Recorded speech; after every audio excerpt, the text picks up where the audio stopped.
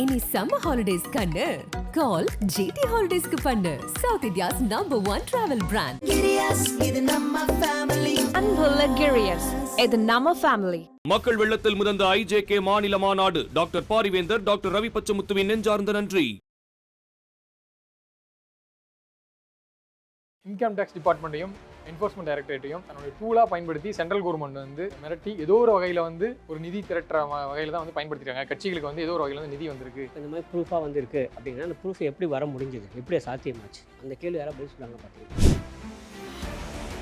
அந்த அடிப்படை விஷயமே புரிஞ்சிக்காமல் பேசுகிறாங்க அப்படின்றது. இல்லை சார், சமூக வலைதளங்கள் நீங்கள் சொல்கிறீங்களா, ஐயோ ஜேர்னலிஸ்ட் பேசுகிறாங்க, நிறைய பேர் பேசுகிறாங்க. அவங்க பேசுகிற அடிப்படை விஷயங்கள் புரியாமல் யாரும் இங்கே பேசுறது கிடையாது.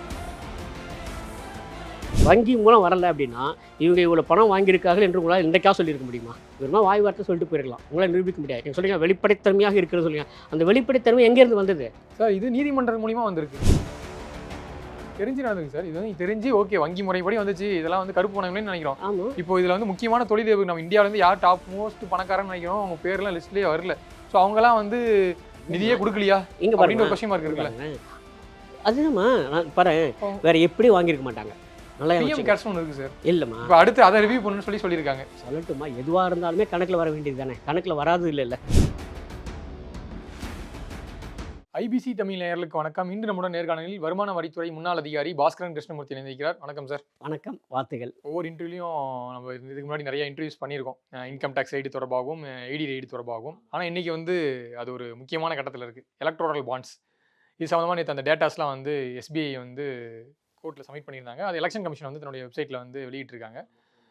இந்த டேட்டாஸ் வச்சு பார்க்கும்போது இன்கம் டேக்ஸ் டிபார்ட்மெண்ட்டையும் என்ஃபோர்ஸ்மெண்ட் டைரக்டரேட்டையும் தன்னுடைய டூலாக பயன்படுத்தி சென்ட்ரல் கவர்மெண்ட் வந்து மிரட்டி ஏதோ ஒரு வகையில் வந்து ஒரு நிதி திரட்டுற வகையில் தான் வந்து பயன்படுத்திருக்காங்க. கட்சிகளுக்கு வந்து ஏதோ ஒரு வகையில் வந்து நிதி வந்திருக்கு அப்படின்றத வந்து இது ஒரு வெளிப்படைத்தன்மையாக காட்டக்கூடியதுக்கு ஒரு ப்ரூஃபாக இது வந்திருக்கு. இதை பற்றி என்ன நினைக்கிறீங்க சார்? அது 2-3 விஷயம் நல்லா ஞாபகம் வச்சுப்போம். இப்போ இந்த மாதிரி ப்ரூஃபாக வந்திருக்கு அப்படின்னா அந்த ப்ரூஃப் எப்படி வர முடிஞ்சது, எப்படி சாத்தியமாச்சு, அந்த கேள்வி யாராவது பதில் சொல்லுவாங்களா பார்த்தீங்களா?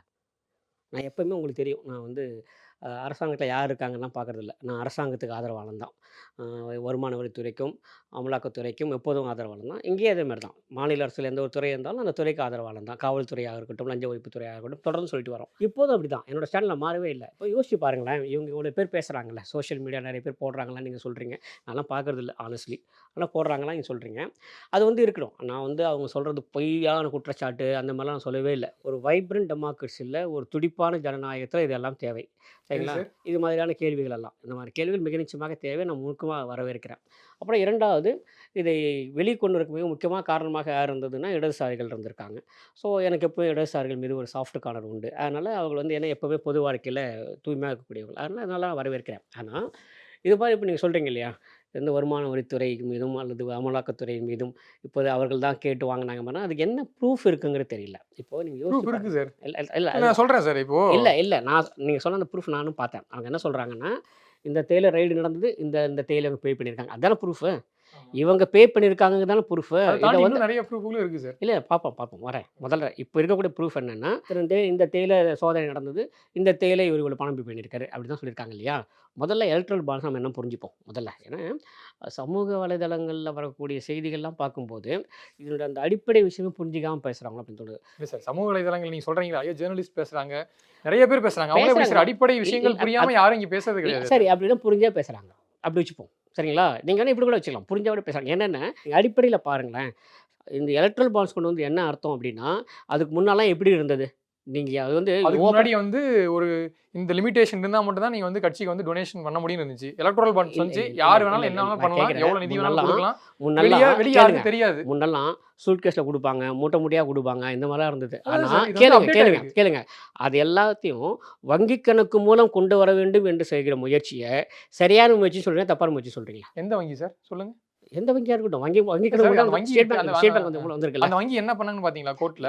அதுதான் ஒரு என்ன டேட்டாஸ் வந்து சுப்ரீம் கோர்ட்ல சொல்றீங்க இல்ல, டேட்டா கேட்குறாங்க. நீங்க வந்து அடுத்த தளத்துக்கு போறீங்க. நான் முதல்ல சொல்றேன், முதல் நிலை என்ன அப்படின்னா, இது ஏன் கொண்டு வரப்பட்டது என்னன்னா, அது கொண்டு வரப்பட்ட முறை தவறுன்னு சொல்லியாச்சு.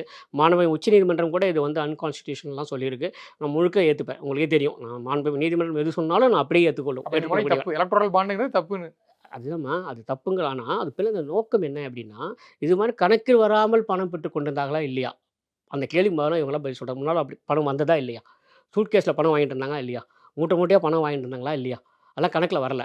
அப்போது ஒரு அரசாங்கம் என்ன பண்ணுதுன்னா, அந்த மாதிரி வேண்டாம். நீங்க எது பண்ணாலும் அது வங்கி கணக்கு மூலம் வரட்டும். வங்கி கணக்கு மூலம் வந்தால் அது கருப்பு பணம் இல்லை. முதல்ல ஞாபகம் கருப்பு பணம் என்ன அது பெருசா தனியா தனியா இருக்குன்னு நினைச்சுக்கிறாங்க. வங்கி மூலம் வரல அப்படின்னா, இவங்க இவ்வளவு பணம் வாங்கியிருக்கார்கள் என்று உங்களால இன்றைக்கா சொல்லியிருக்க முடியுமா? வெறுமா வாய் வார்த்தை சொல்லிட்டு போயிருக்கலாம். உங்களால நிரூபிக்க முடியாது. நீங்க சொல்றீங்க வெளிப்படைத்தன்மையாக இருக்குன்னு சொல்றீங்க. அந்த வெளிப்படைத்தன்மை எங்கேருந்து வந்தது? சார் இது நீதிமன்றம் மூலியமா வந்திருக்கு. இந்த வெளிப்படைத்தன்மை நீதிமன்றம் மூலியமா அது நான் வந்திருக்கு. இல்லம்மா. இப்போ அந்த மத்திய அரசாங்கம் நீதிமன்றத்துல இல்ல இல்ல சொல்லியிருக்காங்க. பிரபு. நான் என்ன கேட்கிறேன், நீதிமன்றம் சொல்லி தான் வந்திருக்கு. எனக்கே தெரியும். இதே நான் நான் தான் சொல்றேனே, எப்பவுமே நான் வந்து மாண்புமிகு நீதிமன்றத்தின் பக்கம் தான் நிற்பேன். சார் நீங்க ஒரு தப்பு சரிங்களா? நடந்துருச்சு. ஒரு தப்பு அது நடந்திருக்கு. இல்ல அதுதான் இல்ல, நான் சொல்ல இல்ல, வரேன். நான் சொல்ல வந்துறேன் சார். என்ன ஒரு தவறு நடந்திருக்கு.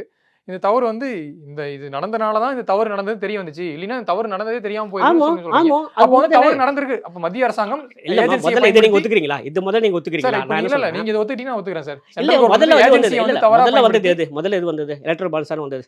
அதுக்கப்புறம் தானே அது கூடாதுன்னு சொல்லிட்டு உச்சநீதிமன்றம் சொல்லுது. அந்த எலக்ட்ரல் பாண்ட்ஸ் வரும்போது என்ன நிலைமை? 2017 வந்தது எலக்ட்ரல் பாண்ட்ஸ் வந்தது. அப்போ என்ன நிலைமை? எல்லாம் எப்படி வாங்கிட்டு இருந்தாங்க? யோசிச்சு பாருங்க. உண்டா இல்லையா? அது மட்டும் நேரடியா பதில் சொல்லுங்க. நமக்கு அதுக்கான ப்ரூஃப் எல்லாம் கிடையாது. ஆனா யாரை கேட்டா என்ன சொல்லுவாங்க? அப்பலாம் எப்படி வந்து தேர்தல் இருந்து எப்படி வந்தது? பணமா தானே வந்தது. மூட்டையா தானே வந்தது. சூட்கேஸ்ல தானே வந்தது. அப்பயும் இருந்துச்சு சார்.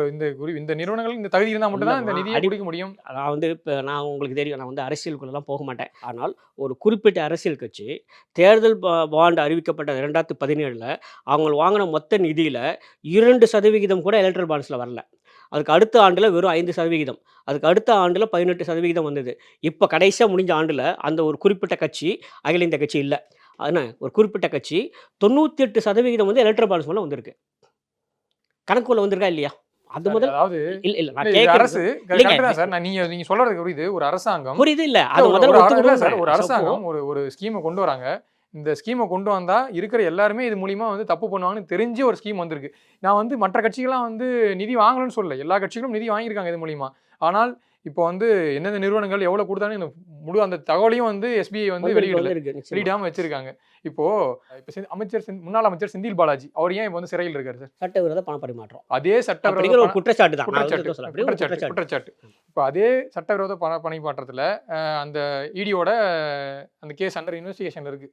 மார்ட்டின் அவர்கள். ஸோ அந்த அவருடைய நிறுவனம் அதாவது பார்த்தீங்கன்னா ஃபியூச்சர் ஆமா. கேமிங் அண்டு ஹோட்டல் சர்வீசஸ் அவங்க கிட்ட இருந்து ஏப்ரல் 2, 2022 ஒரு இடி ரைட் போகுது. அது இல்லாமல் ஒரு ப்ராப்பர்ட்டியும் ஃப்ரீஸ் பண்ணுறாங்க. அவர் வந்து அதே ஏப்ரல் 7 ஒரு 5 நாளுக்கு அப்புறம் பாண்ட்ஸ் வாங்குறாரு. அதாவது சட்டவிரோத பண பரிமாற்றத்தில் இடியோட பிடியில் இருக்கக்கூடிய ஒரு நபர்கிட்ட இருந்து புரிஞ்சுது. ஒரு புரியுது. தொகை வந்து எலக்ட்ரல் பாண்ட்ஸ் மூலியமா வந்து கட்சிகளுக்கு போகுதுன்னா இது வந்து எந்த அளவுக்கு ஒரு அது முட்டாள்தனமான ஒரு ஸ்கீம்னு நினைச்சுக்கலாம் சார். இல்ல சார். ஓகே. நீங்க சொல்றது புரியுது எனக்கு. சரிங்களா? 100% நான் புரிஞ்சுக்கிட்டேன். முதல்ல இந்த கேள்வி நியாயத்த நான் புரிஞ்சுக்கிறேன். சரிங்களா? அந்த கேள்வி மேல நியாயம் எனக்கு புரிகிறது. 1. அப்புறம் 2வது எப்பவும் சொல்லக்கூடியது தான். நான் எந்த ஒரு தனிநபரை பற்றியோ, தனி நிறுவனம் பற்றியோ, எந்த ஒரு அரசியல் கட்சி பத்தியுமோ நான் வந்து பேர் குறிப்பிட்டு எல்லாம் பேசுறதே இல்ல. சரிங்களா? நான் சொல்றது பொதுவானது தான். இப்போ 2, 3 விஷயங்கள் பார்ப்போம். முதல்ல மாண்புமிகு உச்சநீதிமன்றமே இது சரியில்லைன்னு சொல்லிடுச்சு. அதனால இந்த நடவடிக்கை சரியா? அந்த ஸ்கீம் சரியா? அப்படின்னா சரியில்லை என்று மாண்புமிகு உச்சநீதிமன்றம் சொன்னா நான் அப்படியே ஏத்துக்கிறேன். சரிங்களா? அது எனக்கு எந்த ஒரு பிரச்சனையும் இல்ல. 1. அப்புறம் 2வது இப்போ நான் கேட்கக்கூடிய கேள்வி என்ன அப்படின்னா, இப்போது இவர் இந்த அளவுக்கு வந்து ரெய்டு நடந்தது. அடுத்து ஒரு 3, 4 நாட்கள்ல பண்றாரு அப்படின்னு சொல்லிட்டே வராங்க. இப்போ இன்னொரு கோணத்துல நான் சொல்றேன். யோசிச்சு பாருங்க. சரிங்களா? இந்த கோணம் சரியா தவறாங்கன்னு எனக்கு தெரியாது. நான் இப்படி பார்க்குறேன். ஒருத்தர் வீட்ல இன்கம் டேக்ஸ் ரெய்டு நடக்குது. என்ஃபோர்ஸ்மென்ட் டைரக்ட் நடக்குது. என்ஃபோர்ஸ்மென்ட் டைரக்டரேட்ல போயிட்டு இடி ரெய்டு நடக்குது. அவர் என்ன பண்றாரு? அதுக்கப்புறம் ஒரு 3, 4 நாளுக்கு அப்புறம் இந்த ரெய்டு வேலையெல்லாம் முடிஞ்சதுக்கப்புறம் ஃப்ரீ ஆன உடனே அவரா கொண்டு போயிட்டு ஒரு இடத்துல கொண்டு போய் 200 கோடி ரூபா, 300 கோடி ரூபா, ஏதோ ஒரு கோடி ரூபா போயிட்டு அங்க போய் செலுத்துறாரு. சரிங்களா? இந்த பணம் செலுத்தக்கூடியதை அவர்கள் வேண்டாம் என்று இப்ப சொல்லியிருக்காங்களா? அவங்க வந்து கேட்டாங்களா? பணம் நீங்க கட்டுங்கன்னு சொல்லியிருப்பாங்களா? அவருக்கே அது ஒரு ஒரு ஒரு எஸ்கேப் ரூட் மாதிரி தெரியும்ல. நான் மாட்டிக்காம இருக்கணும்னா, நம்ம இந்த மாதிரி ஏதாவது குடுத்துருவோம். நாளைக்கு ஏதாவது கேட்டாங்கன்னா, இத பாருங்க நான் பிஜேபிக்கு பணம் கட்டினேன். ஒரு பேச்சுக்கு சொல்றேன். ஏன்னா ஒரு மத்திய அரசாங்கத்துல இருக்கிறதுனால நான் கட்டிட்டேன். அதனால இவங்க வந்து எனக்கு ப்ரெஷர் குடுத்தாங்க. அப்படி சொல்றதுக்கு அது ஒரு ஏதுவாக இருக்குங்கிறதுக்காக கூட பண்ணியிருக்கலாம்ல. எல்லாரும் இப்படி எஸ்கேப் பண்றதுக்கு என்ன பண்ணலாம்? வெளிய வர்றதுக்கு என்ன வழி? இப்போ நீங்க சொல்றீங்க இல்லையா? யாரோ ஒருத்தர் வீட்ல வந்து இன்கம் டேக்ஸ் ரெய்டு நடந்தது. இடி ரெய்டு நடந்ததுன்னு சொல்லிட்டு. இப்ப அவர் கொண்டு போயிட்டு எல்லாரும் முடியறதுக்கு 4 நாள் ஆகுது. அது முடிஞ்சு எல்லாம் வெளிய வந்த உடனே அவர் என்ன பண்றாரு? அடுத்த நாளே நான் சொல்றது வந்து ஹைப்போதெட்டிக்கலா தான். இப்படி நடந்திருக்காங்கிறது தெரியாது. அந்த மாதிரி நடந்திருக்க முடியும் அப்படிங்கிறது ஒருத்தரோட கெஸ்ஸா கூட இருக்கலாம். அவர் என்ன பண்றாரு? உடனே எது இப்போ மத்திய அரசாங்கத்துல ஆட்சியில இருக்கிறதோ, அந்த கட்சிக்கு ஒரு 200 கோடி ரூபா, 300 கோடி ரூபா நான் போய் பாண்ட் போடுறேன்னு வச்சுக்கங்களேன். நாளைக்கு யாராவது கேட்கும்போது என்ன சொல்லிடலாம் அப்படின்னா, இவங்க இந்த மாதிரி என்ன பிளாக்மெயில் பண்ணி வாங்குனாங்க. இதுக்காக தான் இது நடந்தது அப்படின்னு சொல்றதுக்கு வாதம் வைப்பதற்கு அது ஒரு சாட்சியமாக இருக்கும். அப்படிங்கிற கூட அவங்க பண்ணியிருக்கலாம். எப்படி எத்தனை பேர் சார் பண்ணுவாங்க அப்படி? எல்லாரும் தான் பண்ணுவாங்க. ஏன் ஒருத்தர் பண்ணுவோம் இன்னொருத்தர் பண்ண எப்படி மாட்டாங்களா? சார்? இல்ல எப்படி சார் இது? இல்லைங்க சார் நான் யோசிச்சு இல்ல சார் இல்ல இதுக்காக இல்ல இல்ல. நான் சொல்றது நான் ஒருத்தர் 2 பேர் பண்ணலாம். எல்லாருமே வந்து சில பேர் வந்து அரெஸ்ட் இல்லைங்க பண்ணிருக்காங்க சார். இல்லைங்க சார் ஒருத்தர் இல்லைங்க இந்த மோடஸ் ஆப்பரண்டி நான் சொல்ற சார் மோடஸ் சார் ஒரே ஆப்பரண்டி நிமிஷம் சார். வந்து ஆரோபிண்டோ ஃபார்மான்ட்டு ஒரு நிறுவனம். ஆமா, அந்த ஆமா. நிறுவனம் வந்து நவம்பர் 2022ல எலக்ட்ரல் பாண்ட்ஸ் வாங்குறாங்க. 5 நாளைக்கு முன்னாடி அதே நிறுவனத்தோட எம்டி வந்து இடியால வந்து கைது செய்ய போறாரு. சட்டவிரோத பண பரிமாற்ற சட்டத்தின் நீங்க கீழ் கைது சொல்றதெல்லாம் பண்ண புரியுதுமா. நான் சொல்ற எப்படி சார் லாஜிக் இது? புரியுது. நான் சொல்ற லாஜிக் கைது புரியுது. செஞ்சோடனே இல்லைங்க போய் பாண்ட் வாங்குவாங்களா கேளுங்களேன் சார்? கேளுங்க நான் சொல்ற பாருங்களேன் லாஜிக் என்னன்னு நீங்க யோசிச்சு பாருங்களேன். அவங்க வந்து அடுத்து ஒரு 4 நாளைக்கெல்லாம் என்ன பண்றாங்க, இந்த ஈடியோட அந்த அந்த அந்த இன்ட்ரோகேஷன்லாம் முடிஞ்சு கொஞ்சம் ஃப்ரீ ஆன உடனே முதல்ல என்ன பண்ணுவாங்க, ஒரு 100 கோடி ஒரு பேச்சுக்கு சொல்றேன். நான் இவரை வச்சு சொல்லல. சரிங்களா? நீங்க சொல்ற அந்த கம்பெனிலாம் சொல்லல. உடனே என்ன பண்றேன், சரிப்பா உடனே அந்த ஆளுங்கட்சி எதுவோ அதுக்கு போயிட்டு ஒரு 100 கோடி 200 ரூபாய் கட்டிடுப்பா. நாளைக்கு யாராவது கேள்வி கேட்டாங்கன்னா இவங்க வந்து ப்ரெஷர் குடுத்தாங்க. அதனால தான் கட்டினேன் அப்படின்னு சொல்றதுக்கான ஒரு அலிபி கிரியேட் எப்படி பண்றாங்களா இல்லையா? சார் சென்ட்ரல் கவர்மெண்ட்டுக்கு எதிரா வந்து நம்ம வந்து ஒரு புகார் வைக்கலாம். இல்ல அதனால நம்ம இந்த ஒரு இல்லைங்க. சேஃப்டிக்காக நம்ம நான் கொடுக்கலாம்னு கேட்குறது மட்டும் சார் பதில் சொல்லுங்க. இப்படி ஒரு அலிபி கிரியேட் பண்ண முடியுமா? சார் முடியாதா? சார் இது வந்து நீங்க சொல்ற மாதிரி ஒருத்தர் சார் எல்லா தொழிலதிபர்களும் இல்லைங்க அது எப்படி சார் மோடஸ் ஆப்பரேட்டி ஒருத்தர் பண்ணதாங்க எல்லாரும் சார் ஃபாலோ பண்ணுவாங்க. சரி சரி இதே சார் இதே யோசிச்சு பாருங்க. சார்புல இல்ல சார் இல்ல இதே பிரபு சார்பா இல்ல இல்ல இல்ல பிரபு டெண்டர் நான் வச்சிருக்காங்க நான் சார். ஒரே ஒரு ஆர்குமெண்ட் வச்சுறேன். அதுக்கப்புறம் சொல்லுங்களேன். நான் இப்போ வந்து இவர்கள் செய்தது சரி என்பதோ, இவர்கள் செய்தது தவறு என்பதோ சொல்றதுக்காக நாங்க இல்ல. இப்படி ஒரு அலிபி கிரியேட் பண்ண முடியுமா? முடியாதாங்க தான் என்னோட நேரடியான கேள்வி. 1 2 இருக்கு ஒருத்தர் சார். வந்து இல்ல ஒருத்தர் பண்றதால எல்லாம் பண்ணுவாங்க. ஒருத்தர் பண்றாரு. தெரிஞ்சு நடந்துங்க சார். இது வந்து தெரிஞ்சு ஓகே வங்கி முறைப்படி வந்துச்சு. இதெல்லாம் வந்து கருப்பு பணம்னு நினைக்கிறோம். ஆமா. இப்போ இதுல வந்து முக்கியமான தொழிலதிபர் நம்ம இந்தியால இருந்து யார் டாப் மோஸ்ட் பணக்காரன்னு நினைக்கிறோம். அவங்க பேர்லாம் லிஸ்ட்லயே வரல. சோ அவங்கலாம் வந்து நிதியே குடுக்கலையா? இங்க அப்படின்னு பாருங்க. ஒரு கொஸ்டின் மார்க் இங்க இருக்குல்ல. பாருங்களேன். அதுதாம்மா நான் பாரேன். ஓ. வேற எப்படி வாங்கியிருக்க மாட்டாங்க. நல்லா பிஎம் வச்சுங்க. கேர்ஸ்னு ஒண்ணு இருக்கு சார். இல்லம்மா. இப்போ அடுத்து அத ரிவ்யூ பண்ணனும்னு சொல்லியிருக்காங்க. சொல்லட்டுமா? எதுவா இருந்தாலுமே கணக்குல வர வேண்டியது தானே. கணக்குல வராதது இல்லல்ல. சரிங்களா? இப்போ ஒரு நிறுவனத்தை சேர்ந்தவர், அவர் வந்து இந்த மாரி அலிபி கிரியேட் பண்றதுக்காக குடுக்குறாங்களா? இல்ல வேற ஏதோ ஒரு பர்ப்பஸ்க்காக குடுக்குறாங்களா? இல்ல நீங்க சொன்ன மாரி அங்க யாராவது மிரட்டி பறிச்சு அப்படிதான் பண்ணாங்களா? அப்படிங்கிறதெல்லாம் தெரியாது. ஆனால் இப்போதைக்கு பணம் தரப்பட்டிருக்கு வெளிய வந்திருக்குல்ல. அது வெளிய வந்த காரணமே என்னன்னா, அது வங்கி கணக்குல பதிவாகி இருக்கிறது. அதனால அந்த அந்த அந்த ஒரு ஸ்டேஜ் நம்ம ஒத்துக்கணும்ல. அது அது ஒத்துக்கணும்ல. மூலியமா ஒரு ஆதாயம் கிடைக்குதுன்னா அது கரெக்ட்டா சார்? இல்ல கேளுங்க. சார் இது அடுத்தது 2வது இந்த கேள்வியோட அடுத்த கேள்விக்கு போறேன் நானு. அடுத்தது இந்த மாரி இவரு வந்து பணம் போடுறாரு. சரிங்களா? இந்த வருமான வரி சோதனை முடிஞ்ச உடனே பண்றாரு. அமலாக்கத்துறை சோதனை முடிஞ்ச உடனே பண்றாரு அப்படின்னும்போது, இந்த இப்ப எழுப்பக்கூடிய கேள்வி எல்லாமே நியாயமானதுங்கிறத நான் ஒத்துக்கிறேன். நானா இருந்தாலும் அந்த கேள்வி எழுப்புவேன். அது எப்படிங்க ரெய்டு ஆகுது இன்னும் 4வது நாள் வந்து போடுறாரு அப்படின்னு கேள்வியில நான் வந்து எடுத்துப்பேன். சரிங்களா? நான் இப்போ எதுக்காக அந்த பக்கம் இருந்து பேசுறேன் அப்படின்னா, அந்த பக்கத்துல என்ன நடந்திருக்க முடியும் அப்படின்னு நான் சொல்றேன். இதற்கப்புறம் அவர்கள் மேலான நடவடிக்கை ஏதேனும் ரத்து செய்யப்பட்டதா? நீக்கப்பட்டிருக்கிறதா? ஏதாவது வித்ட்ரா பண்ணியிருக்காங்களா? நான் ஒண்ணு சொல்லிக்கிறேன் சார். ம். எல்லா மீடியாக்கள் நிறைய பேர் கேட்டுட்டு தான் இருக்காங்க. இப்போ செந்தில் பாலாஜி எங்க இருக்காரு? சிறையில் இருக்காரு. ஆமா. இப்போ வந்து பேடிஎம் உடைய நிறுவனர் மீது ஒரு குற்றச்சாட்டு இருக்கு. அதே போல நான் ஃபர்ஸ்ட் சொன்ன ஒரு தொழிலதிபர் மேல ஒரு குற்றச்சாட்டு இருக்கு. அவங்க எங்க இருக்காங்க? அவங்க வழக்கு இருக்கு. வழக்கு முடியடிச்சிட்டாங்களா? இல்லையான்னு இல்ல. அவங்க எங்க இருக்காங்க? இல்லம்மா. இப்போ இல்ல சார். இல்லம்மா நான் திரும்ப சொல்லிக்கிறேன். இங்க வருடம் பாருங்களேன். வருடம் நான் பார்க்குறேன். நான் குறிப்பிட்ட அந்த தொழிலதிபர் மேல வருடம் என்ஃபோர்ஸ்மென்ட் டைரக்டரேட் இவ்வளோ சொத்தை முடக்குனாங்க. வருடம் பிரஸ் ரிலீஸ் வந்துகிட்டு தான் இருக்கு. ஆனால் ஏன் பிரஸ் ரிலீஸ் மட்டும் கொடுத்துட்டா சொத்தை முடக்கிட்டா போதுமா? ஒரு 100 கோடி ரூபாய் ஒரு எலக்ட்ரல் பாண்ட் வாங்கிட்டு அவங்களுக்கு வந்து 14,000 கோடி மதிப்புள்ள ஒரு டெண்டர் போயிருக்கு. பெரிய நிறுவனங்களா இருக்கும்போது அங்க இங்க முக்கியமான பாருங்களேன். தலைவர்களுக்கு வந்து முக்கியமான நிறுவனங்களுக்கு வந்து இங்க பாருங்களேன். டெண்டர்ஸ் எந்த போயிருக்கு. ஒரு தவறையும் நியாயப்படுத்த உங்க வேலையே இல்ல. இப்ப நீங்க சொன்னீங்க இல்லையா? சார் இந்த ஒரு இடத்துல 100 இல்ல கோடி சார். ரூபா இல்ல சார். ஒரு 100 கோடி ரூபா அவர் வந்து பாண்ட் வாங்கியிருக்காரு. அவருக்கு வந்து ஒரு 10,000 கோடி ரூபாய்க்கு டெண்டர் குடுத்துருக்காங்க அப்படின்னா, மிக நிச்சயமா விசாரணைக்கு உட்படுத்த வேண்டியது தான். எனக்கு என்ன போச்சு? சார் நான் இந்த இடத்துல இன்னொரு விஷயம் சரிங்களா? அது கேட்கணும். வந்து நமக்கு டவுட்டே கிடையாது. நாம வந்து யாரையும் காப்பாற்றுவதற்காகவோ அல்லது வந்து பாதுகாப்பதோ நம்மளோட வேலையே இல்ல. நல்லதா வச்சுப்போம். அது என்னோட வேலை இல்ல குறைந்தபட்சம். நீங்க சொன்ன மாரி இருக்கு வச்சுக்கங்களேன். 100 கோடி ரூபாய் பாண்டு வாங்கியிருக்காங்க. அவர் 10,000 கோடி ரூபாய்க்கு ஒரு ஒரு ஒப்பந்தம் குடுத்துருக்காங்க அப்படின்னா, பதில் சொல்ல வேண்டியது அந்த அரசாங்கத்தில் இருக்கக்கூடியவர்கள், அந்த ஒப்பந்தம் பெற்றவர்கள். அதே மாரி கேள்வி கேட்கறதுக்கு அத்தனை உரிமை இருக்குது. அவர்கள் பக்கம் தான் நானும் நிக்கிறேன். ஏன்னா அடிப்படையில நமக்கு என்ன ஊழல் இல்லாத சமுதாயம் வேணுங்கிறத நானும் ஒத்துக்கிறேன். ஆனா என்னோட பிரச்சனை அது இல்ல. இன்னும் 2, 3 விஷயங்களையும் நம்ம பார்க்க வேண்டியது இருக்கிறது. நீங்க சொன்ன மாரி தான். இது வந்து மிக நிச்சயமாக இவரு பாண்ட் குடுத்தாரு. உடனே அவருக்கு இது கான்ட்ராக்ட் குடுத்துருக்காங்க, ஒப்பந்தம் குடுத்துருக்காங்க அப்படின்னா, கேள்வி கொண்டு வாங்க. நானும் வரவேற்கிறேன். அது முழுக்க வரவேற்கிறேன். ஆனால் என்னோட கேள்வி அது இல்ல. இது எப்படி வெளிய வந்தது? காரணமாக இருந்தது எது அப்படின்னா வங்கி கணக்கு தானே. அது ஏன் ஒத்துக்கவே மாட்டேங்கிறாங்க? சார் உண்டு இல்லையா? இப்போ இல்ல சார். இப்போ நீங்க இல்ல சார். இப்போ இதுக்கு வந்து பாராட்டணுங்கிறீங்களா? இல்ல பாராட்டு இல்லம்மா நான் சொல்றேன். அத நம்ம புரிஞ்சுக்கிட்டா தான் அடுத்த கட்டத்தையே போ முடியும். இத நம்ம புரிஞ்சுக்கணும் ஃபர்ஸ்ட்டு. அடுத்த கட்டம் நான் என்ன கேட்கிறேன் அப்படின்னா, இவர் வருமான வரித்துறை சோதனை நடைபெற்றிருக்கிறது, அமலாக்கத்துறை சோதனை நடைபெற்றிருக்கிறது, இவர் பணம் கட்டியிருக்காருன்னு நீங்க சொல்றீங்க. எல்லாம் ஏத்துக்கிறோம். ஆனால் இதன் மூலம் வருமான வரித்துறை அவருக்கு ஏதோ சலுகை காட்டியதாங்கிறத ப்ரூவ் பண்ணுங்க. சார் இது எப்படி சார் இருக்குது? இது நீங்கள் சொல்கிறது எப்படி சார் Prove பண்ணுங்கங்கிறேன் சார், இது நான். எப்படி தெரியுமா இருக்குது சார்? ம். நான் உங்கள்கிட்ட ₹100 உங்கள் பேக்கெட்லேருந்து எடுத்துக்கும் நான் வந்து டெக்னிக்கலாக உங்கள் ஜிபே உங்கள் அக்கௌண்ட்லேருந்து என் அக்கௌண்ட்டுக்கு வந்து எப்படியாச்சும் மணி ட்ரான்ஸ்ஃபர் பண்ணிட்டேன். இப்போ வந்து நீ கண்டுபிடிச்சிடலாம். இப்போ வந்து அக்கௌண்டபிலிட்டி இருக்குது. உங்கள் அக்கௌண்ட்லேருந்து என் அக்கௌண்ட்டுக்கு ட்ரான்ஸ்ஃபர் ஆனது வந்து ஒரு கணக்கு இருக்குது. இப்படி இருந்தாலும் திருட்டு இல்லை திருட்டு தான். இல்லைங்க திருட்டு இல்லை திருட்டு இல்லை தான். இங்க பாருங்க சார் நல்லா ஏதோ ஒரு வகையில் சார் இங்க இதில் பாருங்களேன். சார் ஏதோ நீங்க ஒரு ரெண்டு வகையில் விஷயத்த நீங்க 2 விஷயத்த கம்பைன் பண்றீங்க. நீங்க ஒரு திருட்டுன்னு சொல்றீங்க. 2வது வங்கி கணக்கு மூலம் வந்து சொல்றீங்களா? வங்கி கணக்கு மூலம் வர்றதுங்கிறது திருட்டுல வரல. சரிங்களா? இதுக்கப்புறம் நீங்க அது திருடுறது அப்படிங்கிறத நீங்க ப்ரூவ் பண்ணணும். நல்லா ஞாபகம் வச்சுக்கங்க. உங்களுக்கு தெரியாம உங்க பாக்கெட்ல நான் எடுத்தா அது திருட்டு. யாரா இருந்தாலும் மத்திய அரசு யார் வேணா இருக்கட்டும். சரி இப்ப இந்த இந்த கட்சியாக இருக்கட்டும், வேற ஒரு மாநில கட்சியாக இருக்கட்டும், யாரோ ஒண்ணு இருக்கட்டும். அது எப்ப ப்ரூவ் ஆகும் அப்படின்னா, இவர் கட்டுறத வச்சு இவங்களுக்கு வந்து ஒரு ஆதாயம் குடுத்துருக்காங்க. அத நீங்க லிங்க் பண்ணா தான் அது குற்றம். அந்த குற்றத்த முழுமையாக, கடுமையாக நம்ம எதிர்ப்போம். யாராலும் எதிர்ப்போம். நமக்கு என்ன போச்சு? ஒண்ணும் பிரச்சனை இல்ல. ஆனால் அது அந்த அந்த அந்த இணைப்பு எங்கே இருக்கு நீங்க சொல்லுங்க. இதன் மூலம் வருமான வரித்துறை சலுகை காட்டியிருக்கிறது. இதன் மூலம் அமலாக்கத்துறை சலுகை காட்டியிருக்கு. அமலாக்கத்துறை மேல சலுகை காட்ட முடியுமா? தெரியுமா உங்களுக்கு? அது தெரியல. எல்லா இப்போ அது நீதிமன்றம் தானே அது ஒரு போணும். கொஸ்டின் மாதிரி நீதிமன்றம் தான் தானே இப்போ இருக்கு. போணும். நீதிமன்றம் தானே போக முடியும். அதுக்கு ஒரு கொஸ்டின் மாதிரி தான் இருக்குது. சார் உங்கள்கிட்ட ஒரே ஒரு கொஸ்டின் தான் சார் கேட்டுக்கிறேன். இல்லைங்க. சென்ட்ரல் ஏஜென்சி இல்லை sir, central agency CBI, enforcement directorate, income tax department இவங்கெல்லாம் வந்து நீங்கள் நிறைய இன்டர்வியூஸில் சொல்லியிருக்கீங்க.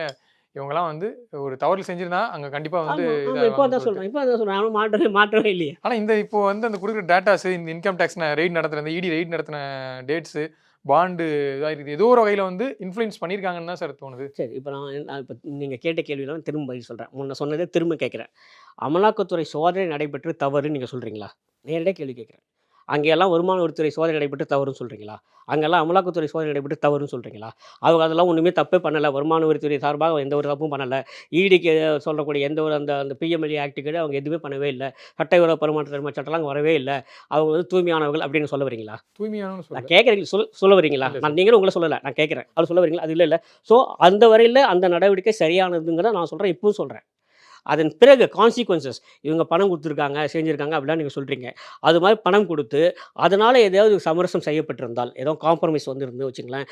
ஏதோ ஒரு இடத்துல வருமான வரித்துறையோ, அமலாக்கத்துறையோ அவங்களுக்கு ஆதாயமா நடந்து கொண்டுன்னு சொன்னா, அதையும் நம்ம கடுமையா எதிர்க்க தான் போறோம். நமக்கு என்ன போச்சு? அதே மாதிரி இன்னொரு கேள்வி உங்கள்கிட்ட கேட்கணும்னு நினச்சேன். நாட்டினுடைய ஒரு பெரிய பொதுத்துறை வங்கின்னு பார்த்தீங்கன்னா ஸ்டேட் பேங்க் ஆஃப் இந்தியா தான். ஸோ அது மூலியமா தான் தேர்தல் நிதி பத்திரங்கள் வந்து போயிருக்கு. இப்போ அவங்க வந்து அது வெறுமனே பொதுத்துறை கொஞ்சம் உங்களுக்கா ஒரு ஒரு விளக்கம் சொல்றேன். அது வெறுமனே ஒரு பொதுத்துறை வங்கி முன்னே கிடையாது. ஏன்னா ஸ்டேட்ல பல பேர் மாநிலம் வச்சிருக்காங்க. ஸ்டேட்னா அரசு. சரிங்களா? ஸ்டேட் பேங்க் ஆஃப் இந்தியானா இந்தியாவுடைய அரசாங்கத்தினுடைய வங்கி அது. ஸ்டேட்டுன்னு பல பேர் அப்படி புரிஞ்சுப்பாங்க ஆங்கிலத்தில. அதுக்காக நான் சொல்ல வரேன். இந்த இடத்துல ஸ்டேட்டுங்கிறது அரசை குறிக்கும். அரசாங்கத்தை குறிக்கும். அரசாங்கத்துக்கும் ஸ்டேட் தான் இங்கிலீஷ்ல. அதனால இது வந்து அரசாங்கத்துடைய வங்கி. அரசுக்கு வரக்கூடியது அல்லது அரசாங்க வங்கி மூலம் வரக்கூடியது அப்படின்னும்போது, இன்னமும் அதில வெளிப்படைத்தன்மை அதிகமாக இருக்குங்கிறதுக்காக தான் ஸ்டேட் பேங்க் மூலம் கொண்டு வந்திருக்காங்க நான் நினைக்கிறேன். கொண்டு வந்தது தப்புன்னு சொல்லல. ஆனால் இன்னைக்கு வந்து உச்சநீதிமன்ற தலைமை நீதிபதி கேட்குறாரு டேட்டா சப்மிட் பண்ணுங்க அப்படின்னு சொல்லிட்டு. எங்களுக்கு 4 மாத காலம் அவகாசம் வேணும்னு சொல்கிறாங்க. முடியாதுன்னு சொல்லி மறுக்கிறாங்க. 2 நாள்லயே மறுபடியும் வந்து டேட்டா சப்மிட் பண்ணுறாங்க. சப்மிட் பண்ணோடனே அதுலேயும் வந்து இன்னைக்கு உச்சநீதிமன்றம் கேள்வி எழுப்பியிருக்காங்க. நீங்கள் வந்து நாங்கள் பாண்ட் நம்பர்ஸ் கூட விடல. நீங்கள் வந்து எவ்வளோ அமௌண்ட்டு எவ்வளோ கட்சி வாங்கியிருக்கு, யார் யார் எவ்வளோ கொடுத்துருக்காங்க, இதை மட்டும் தான் விட்டுருக்கீங்க. அதுவும் யார் எந்த கட்சிக்கு எவ்வளோ கொடுத்தாங்க ஒரு விவரமும் இல்லை. இப்போல்லாம் வந்து பத்திரிகையாளர்லாம் உட்காந்து அதை அனலைஸ் பண்ணி அவங்க டேட்டாஸ் வந்து எடுத்துகிட்டு இருக்காங்க. ஒரு வங்கி, நாட்டிலேயே ஒரு பெரிய வங்கி ஒரு டேட்டாஸ் கேட்குறாங்க, கொடுக்க முடியல. அடுத்த நாள் வந்து கொடுக்க முடியாது 4 மாதம் டைம் கேட்டவங்க 2 நாளில் சப்மிட் பண்ணுறாங்க. என்ன நடக்குது சார்? இதை பற்றி என்ன நினைக்கிறீங்க? நிச்சயமா எனக்கும் அந்த அதிர்ச்சியா தான் இருக்கிறது. என்னென்ன ஒரு தகவல் கேட்கும்போது கொடுக்கணும் அப்படிங்கிறது தான் கடமை. அது மாண்புமிகு நீதிமன்றம் கேட்காமல கூட கொடுத்துருக்கலாமோ என்று எனக்கு தோன்றுகிறது. ஆனால் அதில் அவங்க அப்படி செய்திருப்பாங்கன்னு தெரியாது. சுயேட்சையாக தந்திருக்கும்னு தெரியல. ஆனால் மாண்புமிகு உச்சநீதிமன்றம் கேட்டது பிறகு தந்து தான் ஆகணுங்களே எனக்கு இருவேறு கருத்தே இல்லை. பாருங்களேன் சில விஷயங்கள் நீங்கள் நியாயப்படுத்தவே முடியாது. நீங்க அந்த இடத்துல சில தெளிவு இல்ல. சில சில சட்ட நுணுக்கங்கள்லாம் வச்சு இப்போ வந்து இடி ஒரு இடத்துக்கு ரைடு போகுதுன்னா அவங்க வந்து தப்பே செய்யலையா, தப்பு செய்யாம தான் ரைடு போறாங்கன்னா இங்க யாரும் அப்படி மறுக்கவே இல்லையே. தப்பு செஞ்சனால இடி ரைடு போகுது. அவ்வளவுதான். ஆமா. ஆனால் ஒரு ஜனநாயக ரீதியில பார்க்கும்போது ஒரு நாடு இருக்கு, இங்க வந்து சென்ட்ரல் ஏஜென்சி இருக்கு, ஒரு 10 தொழிலதிபர் இருக்காங்க. இதோட கொடுமையான ஒரு விஷயம் என்ன தெரியுமா சார்? மும்பையில் ஒரு நிறுவனம், ஒரு கட்டுமான நிறுவனம், 4 பேர் அந்த எம்ப்ளாயிஸ் வந்து ஒரு விபத்துல இறந்து போறாங்க. அது மேல வழக்கு போடுறாங்க. ஒரு கேஸ் போயிட்டு இருக்கு. அப்போலாம் எதுவுமே பண்ணாத நிறுவனம், அது வரைக்கும் வந்து தேர்தல் நிதி பத்திரங்கள்லாம் எதுவும் வாங்காம இருந்த நிறுவனம், அதுக்கப்புறம் போய் ஒரு அந்த சம்பவம் நடந்து சில நாட்களே வந்து போய் தேர்தல் நிதி பத்திரம் வாங்குறாங்க. இல்ல தேர்தல் நிதி பத்திரம் வாங்குறாங்க. இது அவங்க நினைச்சானா ஒரு பெரிய நிறுவனம் அதுக்கப்புறம் போய் வாங்குறாங்கன்னா, நீங்க வந்து ஒரு ஜனநாயக ரீதியில பாருங்களேன். ஒரு நாடு இருக்கு. இந்த ஒரு நாட்டுல இந்த மாதிரி ஒரு ஸ்கீமை கொண்டு வந்து ஒரு செட் ஆஃப் பீப்புள்கிட்ட வந்து ரைட்ஸ் நிறையா போயிருக்கு. இப்போ அவங்க எல்லாமே நீங்கள் சொல்கிற மாதிரி இதில் எல்லாருமே அதே மாதிரி தான் ஃபாலோ பண்ணியிருக்காங்கிறது வந்து இங்கே யாராலையும் வந்து நீங்கள் சொல்கிறபடி அது பாசிபிளானு யோசிக்க வைக்குது. இப்போது தவறே நடைபெறவில்லை நான் இது வரைக்கும் சொல்லவே இல்லை. நல்லா ஞாபகம் வச்சுக்கங்க. நீங்கள் ஒரு நிறுவனம் சொல்கிறீங்கல்ல, அவங்க வந்து விபத்துக்கு உள்ளாயிட்டாங்க, இத்தனை பேர் இறந்து போய்விட்டார்கள் அப்படிங்கிறதெல்லாம், இதெல்லாம் நியாயப்படுத்துவதற்காக நம்ம இங்கே இல்லை. சரிங்களா? ஒரு தவறை நியாயப்படுத்துவது நம்மளோட வேலை இல்லை, அது பண்ணக்கூடாது. சரிங்களா? ஊழல் எதெல்லாம் நடந்ததோ அங்கெல்லாம் வெளியே வரட்டும். யார் இதுக்கு தகாரமாக இருக்கோ அவங்க தண்டிக்கப்படட்டும்ங்கிறது தான் நானும் சொல்கிறேன். நாம ஏன் போய் அவங்கள பாதுகாக்கணும்? அவசியமே இல்லை. ஆனால் எனக்கு என்ன தோணுது அப்படின்னா, இதெல்லாம் விட்டுடுங்க. நான் கட்சிகளுக்கு அப்பாற்பட்டு பார்க்குறேன். இந்த துறையின் மீது நீங்கள் களங்கம் கற்பித்தால், அது இந்த நாட்டுக்கு நல்லதல்லங்கிறத நான் திரும்ப திரும்ப சொல்லிட்டு இருக்கேன். அது வருமான வரித்துறையாக இந்த இருக்கட்டும், துறை அமலாக்கத்துறையாக மீது இருக்கட்டும். யாரும் களங்கத்தை கற்பிக்கவில்லை. இந்த துறையை தவறாக என்ன அர்த்தம்? பயன்படுத்தி இல்ல சார், இந்த துறையை தவறாக பயன்படுத்துகிறார்கள். அது வார்த்தை தான் வேற. சரி, சொல்லக்கூடிய வார்த்தை என்ன தான் சார் வேற. இது? இது வந்து அமலாக்கத்துறை துறையை சரியா தவறாக செயல்படல. பயன்படுத்துகிறார்கள் அவங்க சொல்றோம். யார் என்ன சொல்றாங்களோ அப்படி நடந்துக்கிறாங்க அப்படி சொல்றாங்க இல்லையா? அதை வந்து நான் ஏத்துக்க தயாரா இல்லைங்க. அதுதான் எங்க நம்ம வித்தியாசப்படுறோம் இல்ல அப்படின்னா, சார், இப்போ எங்க நான் மறுபடியும் சொல்லிடுறேனே, இங்க வந்து இந்த துறையெல்லாம் அரசாங்கத்தால் தவறாக வழிநடத்தப்படுகிறது, தவறாக கையாளப்படுகிறது நீங்க சொல்றீங்க. நான் என்ன சொல்றேன், அதே தான் இந்த துறை தவறு செய்திருக்கிறது, இந்த துறை தவறாக நடந்து கொண்டிருக்கிறது சொல்றீங்க. அதை நான் ஏத்துக்க முடியல. அதை நீங்க வந்து முழுசா எனக்கு வந்து நிரூபிச்சு காட்டுங்க, அப்பதான் ஏத்துப்பேங்கிறேன். கண்டிப்பா அவ்வளவுதான். சார், சரிங்களா? வருங்காலங்கள்ல மற்றபடி இந்த தவறுகள் சரிதான், இவங்க வந்து இப்படி தான் பண்ணணும், இந்த மாதிரி தான் நடந்துப்பாங்க, இதெல்லாம் கரெக்ட் தான், அதுக்காக வரல. ஆனால் நான் இந்த மாதிரி விஷயங்கள்லாம் சொல்கிறேன். இந்த மாதிரி ஒரு அலிபி கிரியேட் பண்ணி வச்சிருக்கலாம், அப்படின்னா உண்மையிலேயே இந்த ரெண்டுக்கும் தொடர்பு இல்லாமல் கூட இருந்திருக்கலாம், எனக்கெல்லாம் தெரியாது. இப்போதைக்கு நான் சொல்லுகிறேன், இதே தான் நான் திரும்பவும் சொல்லுகிறேன். வந்து இதில் வந்து ஸ்டேட் பேங்க் ஆஃப் இந்தியா அவங்களுடைய செயல்பாடுகள் இன்றைக்கி வந்து டீட்டெயில்ஸ் கொடுக்கல. இன்றைக்கி வந்து என்ன நடக்குதுன்னு உள்ளார தெரில. ஏன்னா வந்து உச்சநீதிமன்றம் இதில் மிக கடுமையாக நடந்து கொண்டதுனால தான் இந்த அளவுக்காச்சும் ஒரு வெளிப்படைத்தன்மையாக வந்து இன்றைக்கி இந்த டேட்டாஸ்லாம் நம்மளுக்கு கிடச்சிருக்கு. இப்போது ஸ்டேட் பேங்க் ஆஃப் இந்தியாவில் நீங்கள் சொல்கிற மாதிரி ஒரு முறையான தகவல் வரல, எதுனா நீங்கள் சொல்கிறீங்களா புலனாய்வு அமைப்புகள் நேர்மையாக செயல்படணும்னு. இப்போ ஸ்டேட் பேங்க் ஆஃப் இந்தியாவில் இது இடியோ இல்லை வந்து இடி தாண்டி இன்கம் டேக்ஸோ இல்லை வந்து இது தொடர்பாக புலனாய்வு விசாரணை செய்ய வந்து சிபிஐயோ ஒரு ரைட் பண்ணுறாங்க இன்றைக்கி, அதுக்கான தேவை வருது. ஏன்னா நம்ம வெளிப்படைத்தனமாக நீங்கள் ரைட் போகணும்லாம் யாரும் சொல்ல முடியாது. அதுக்கான தேவை வருதுன்னா இன்றைக்கு இருக்க சூழ்நிலையில் அது அப்படி பண்ணி நிகழ்த்திட்டாங்கனாவே நீங்கள் வந்து ஒரு பெரிய அதிசயமாக பார்க்கக்கூடிய நிலைமையில தான் இன்றைக்கி வந்து சூழல் இருக்குது. அதை சொல்கிறதா நீ சொல்கிற, நான் அப்படி நினைக்கல. நீங்கள் நினைக்கல சார், நீங்கள் சூழல் அப்படி தான் இருக்குது. நான் அப்படி தான் நான் நம்புகிறேன். நேரம் ஒதுக்கி இதை பற்றின நிறைய தகவலை வந்து விரிவாக ஷேர் பண்ணிட்டீங்க. Thank you for time sir. மகிழ்ச்சி. இனி சம்மர் ஹாலிடேஸ் கண்ணு கால் ஜிடி ஹாலிடேஸ்க்கு பண்ணு. South India's #1 travel brand. Girias, இது நம்ம family. அன்பு லக்ஸூரியஸ், இது நம்ம ஃபேமிலி. மக்கள் வெள்ளத்தில் முதந்த IJK மாநில மாநாடு டாக்டர் பாரிவேந்தர் டாக்டர் ரவி பச்சமுத்துவின் நெஞ்சார்ந்த நன்றி.